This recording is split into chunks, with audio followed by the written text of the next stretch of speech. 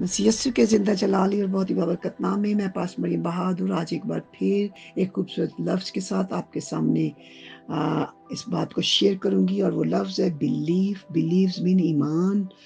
हमारा ज़िंदा खुदा हमें खूबसूरत अल्फाज के ज़रिए जो बाइबल मुक़द्दस में हमें तक़वियत देता है कि हमारा ईमान कैसा है। कलाम खुदा में हम देखेंगे यूहन्ना 11वें बाब की 21वीं और 25वीं आयत में जब लाजर की डेथ होती है तो कब्र पर क्या होता है।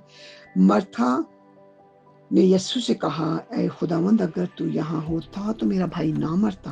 और यस्सु से क्या जवाब देते हैं, क़यामत और ज़िंदगी तो मैं हूँ। जो मुझ पर ईमान लाता है कि वो मर भी जाए तो भी जिंदा रहेगा।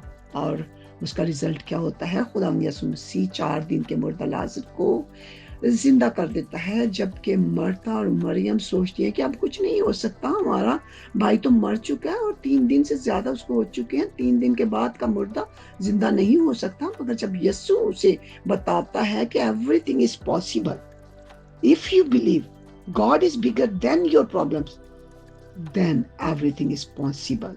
आज हमारा ईमान ऐसा होना चाहिए कि जैसा यीशु मसीह चाहता है कि for God everything is possible, nothing is impossible. अजीजों, हर मुश्किल में, हर दुख में, हर तकलीफ में, हर परेशानी में, हालात कैसे ही क्यों ना हो, खुदा उन पर भरोसा करें। खुदा सब कुछ करने की कुदरत रखता है क्योंकि वो कादिर मुतलिक है। वो बड़े बड़े मोजज़ात कर सकता है। वो आपकी सारी परेशानियों को, आपकी सारी बीमारियों को, आपके सारे दुखों को, आपके सारी तकलीफों को, आपके सारे हालात को सेकंड्स में बदल देने की कुदरत रखता है। सिर्फ और सिर्फ आपने और मैंने सिर्फ और सिर्फ उस पर भरोसा करना है, ईमान रखना है। खुदावंद आपके साथ है। आए खुदावंद के इस फजल को अपने ऊपर मांगे, अपने घराने पर मांगे। God bless you.